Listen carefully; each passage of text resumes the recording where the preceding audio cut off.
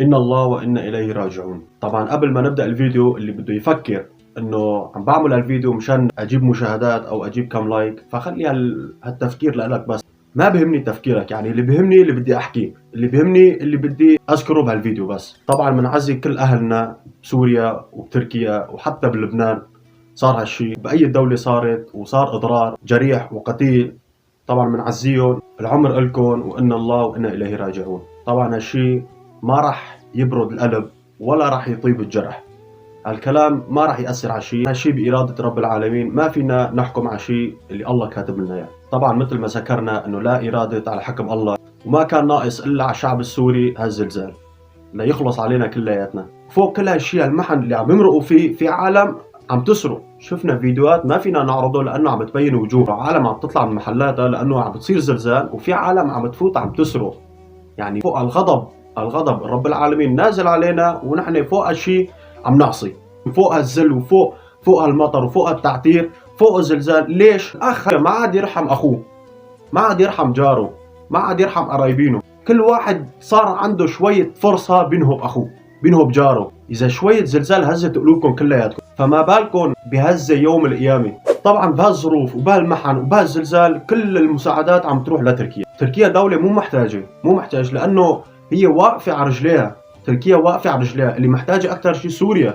لا عندها معدات، لا عندها شيء، لا عندها تغذية، ولا عندهم آليات، ولا عندهم أي شيء مساعدة وسيلة ليطالعوا على العالم، ليطالعوا على الأطفال، ليطالعوا على النسوان. يعني الشعب السوري عم بيطالعوا عالم، هالأطفال بالمطرة وإزمير عم بيكسروا الحيطان ليطالعوا على العالم. ما عندها معدات، ما عندها شيء، ما عندها إمكانية لحتى يطالعوا على العالم. وكل المساعدات عم تروح لتركيا. ما عم نقول إنه هالشعب اللي دمرت بيوتها واللي تشردوا بالشوارع مو محتاجة، ما عم بقول لا. بس تركيا قدمت لهم، وهن حالة جيدة بتركيا. تركيا لا فيها حرب، لا فيها جوع، مو مثل الشعب حرب مجاعة. سوريا محتاجة، العالم يلي بسوريا محتاجين، الأطفال يلي بسوريا محتاجين أكثر من أي دولة.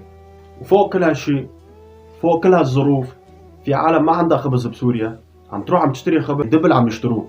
يعني شوفوا وصلنا لوين. ليش؟ لأنه العالم محتاج. العالم تهجرت من بيوتها، العالم صارت زلزال ببيوتها، وقعوا بيوتها، عم بيروح عم يشتروا خبز بهالظروف دبل عم يشتروه. يعني كيف الله سبحانه وتعالى بده يرحمنا؟ كيف رب العالمين بده يساعدنا؟ كيف رب العالمين بده يرحمنا؟ يعني الله أعلم هلأ إبليس ندمان أنه عصي ربه كرمال القوم، يعني كرمال يخرب هالشعب والمجتمع ويفتري بين الناس. فهو قاعد بالزاوية عم بيقول طالما هن عم بيعملوا وأكثر مني، لشو بدي أتدخل أنا؟ قاعد بالزاوية.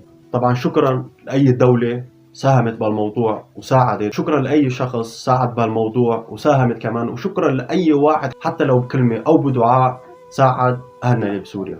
برجع بقولكم حنوا على بعضكم، برجع بقولكم رب العالمين عم يختبركم، برجع بقولكم يعني القيامة قربت، الساعة قربت. مو ضروري يعني إذا شفت واحد طلع من بيته أو انهدم بيته تيجي تخلي عليه شغلة لأنه هو محتاج، تيجي أو تستغله. مو هيك، نحن مو هيك تربينا، نحن مو هيك تعلمنا، نحن الشعب السوري مو هيك. ارحموا ما في الأرض يرحمكم ما في السماء. ارحموا بعضكم كرمال الله يرحمنا، لأنه بهالدنيا رح ننفذ أي شكل من أشكال، رح ننفذ، بس بهديك الدنيا قدام محكمة رب العالمين ما رح ننفذ. يعني يمكن أنت تجيب شهود زور مصراتك، بس بهديك الدنيا قدام محكمة رب العالمين ما رح تقدر تجيب شيء، أعمالك فقط لا غير. الله يرحمنا ويرحمكم. السلام علينا وعليكم.